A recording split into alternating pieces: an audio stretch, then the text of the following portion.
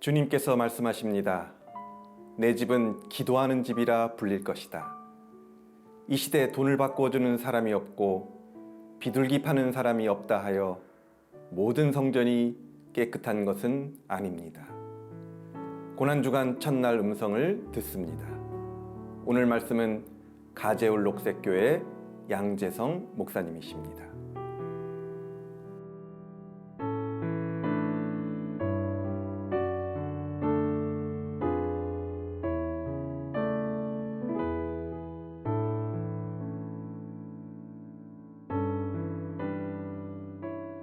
복 있는 사람은 악인들의 꾀를 따르지 아니하며 죄인들의 길에 서지 아니하며 오만한 자들의 자리에 앉지 아니하고 오직 여호와의 율법을 즐거워하여 그의 율법을 주야로 묵상하는도다. 그는 시냇가에 심은 나무가 철을 따라 열매를 맺으며 그 잎사귀가 마르지 아니함 같으니 그가 하는 모든 일이 다 형통하리로다. 악인들은 그렇지 아니하며 오직 바람에 나는 겨와 같도다. 그러므로 악인들은 심판을 견디지 못하며 죄인들이 의인들의 모임에 들지 못하리로다. 무릇 의인들의 길은 여호와께서 인정하시나 악인들의 길은 망하리로다.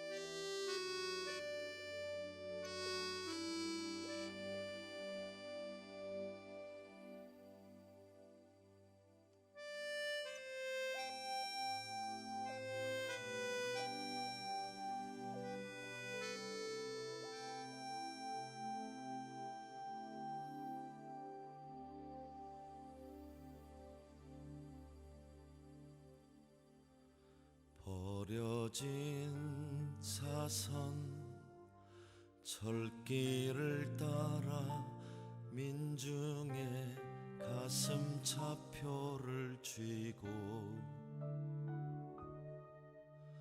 그대 오르네 절책면류관 쓰고 저 언덕을 오르네 가시쇠줄로 찢겨진 하늘 아픔은 결코 다르지 않다. 압록강줄기 그리움 일렁이며 흐느끼는 당신의 노래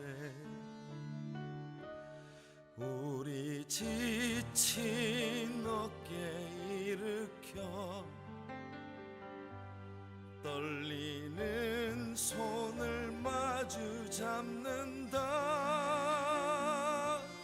갈라진 조국 메마른 이 땅 위에 그대 맑은 샘물줄기여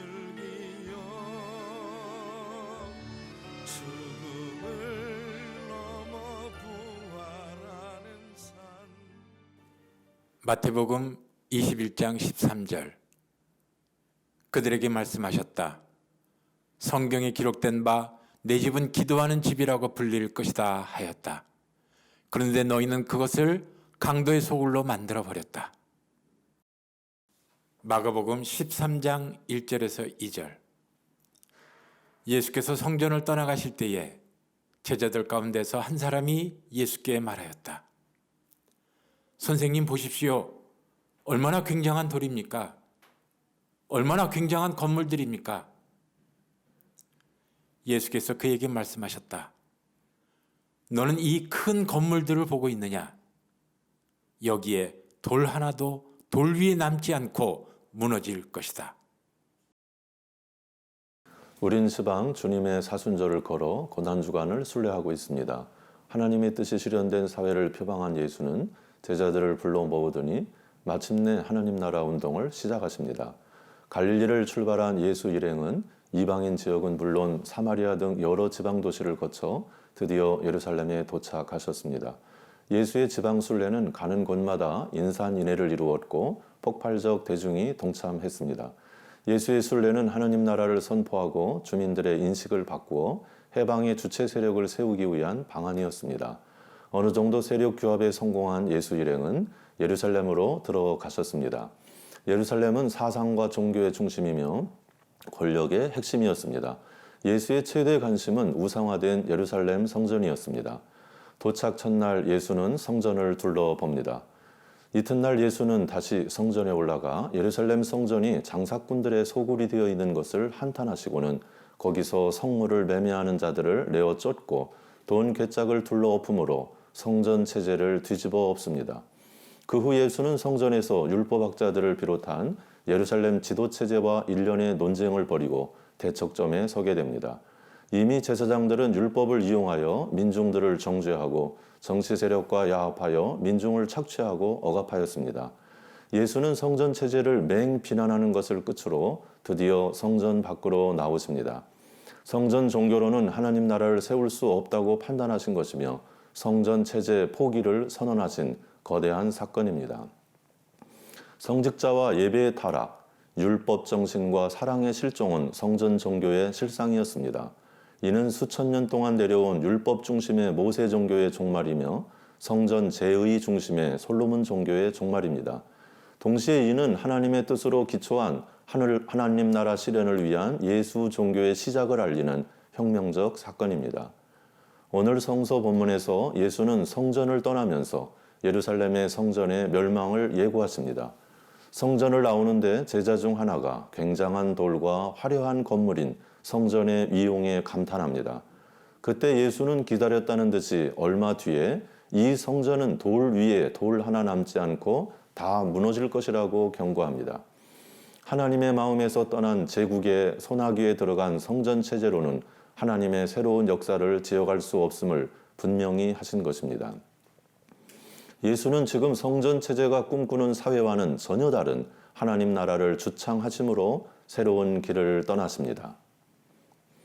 굉장한 돌, 굉장한 성전은 실상은 굉장한 것이 아니었습니다. 신기루와도 같았습니다. 정신이나 영혼을 잃은 육체가 아무것도 아니듯 하나님의 뜻을 상실한 성전은 하나님의 얼굴에 먹칠을 하고 있었습니다. 지금도 그와 똑같은 현상들이 여기저기에서 발생하고 있습니다. 대부분 교회들은 자본의 포로가 되어 바알의 번영 신학을 가르쳤고 물량적 축복을 하나님의 축복으로 둔갑시켰습니다.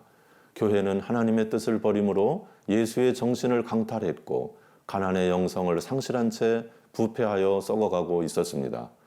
민중을 해방해야 될 종교가 자본의 포로가 되어 제국의 종교가 되었습니다.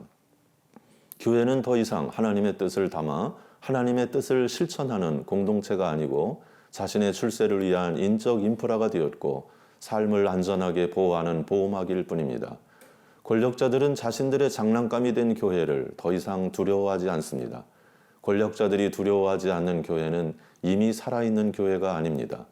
오히려 세상은 교회를 우습게 여기고 개독교라고 조롱하고 있습니다. 그러나 예수의 태도는 단호하십니다. 굉장한 예배당, 화려한 장식과 예복, 가식적인 예배, 위선적이고 시끄러운 기도, 억지로 하는 헌신으로 구성된 성전은 붕괴될 것이라고 선언하십니다. 가증과 위선은 진정한 그리스도인들이 걸어가야 할 길이 아님을 명확히 하셨습니다.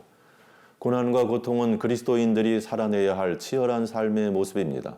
대부분의 사람들은 화려한 것을 계획하고 굉장한 것에 붙들려 살아가지만 참된 신앙은 그것들이 무너질 허구임을 알기에 굉장한 것들에 붙들리지 않습니다.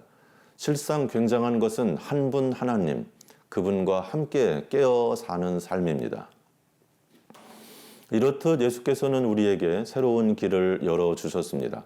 성전 체제와는 전혀 다른 길이었습니다. 참 신앙으로 사는 길입니다.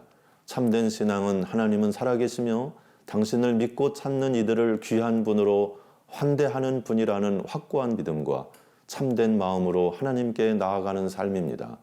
하나님은 결코 그런 사람을 거절하지 않으시며 빈손으로 돌려보내시지 않는 분이십니다. 늘 하나님만을 절실히 원하셨던 예수님은 하나님의 뜻으로 평생 길 안내를 받으셨습니다. 그리고 착한 행실로 몸을 깨끗하게 하셨습니다. 약속하신 분은 신실하신 하나님이시니 그 약속을 반드시 지킵니다. 우리는 서로 마음을 써서 사랑과 선한 일을 하도록 격려해야 합니다. 오늘날 교회는 예수를 팔아 배를 채우고 예수를 팔아 성공하려는 사람들로 넘쳐납니다.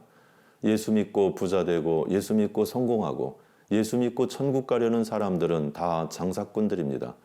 시장에서 좌판을 버려놓고 콩나물을 판매하여 드린 헌금으로 재산을 축적하는 목사들, 그들은 하나님 나라를 자신들의 왕국으로 세워놓았습니다. 성직 매매, 교회 매매, 금지법을 만들었음에도 불구하고 버젓이 성직 매매와 교회 매매가 이루어지고 있습니다. 천문학적인 돈을 써 총회장 감독 선거 운동을 벌이는 등 번영신앙의 끝판왕입니다. 교회는 길을 잃었고 세상은 길을 찾고 있습니다. 돌 위에 돌 하나도 남기지 않고 다 무너지리라. 그러나 희망은 남아 있습니다. 예수를 통하여 자비로우신 하나님을 만난 사람들, 중재자의 미신적 제사에서 풀려난 사람들, 예수 그리스도의 거룩함을 입은 사람들이 교회를 교회되게 할 것입니다. 하나님을 향한 절대적인 믿음과 사람을 향한 지칠 줄 모르는 사랑이 교회를 온전히 세우게 될 것입니다. 우리는 모두 고난받는 사람들의 손을 잡아주는 거룩한 일에 부르심을 받았습니다. 나를 죽여 너를 살리는 십자가의 의미를 되새기는 고난주간에 우리 모두 교회를 온전케 세우는 거룩한 길에 나섭시다.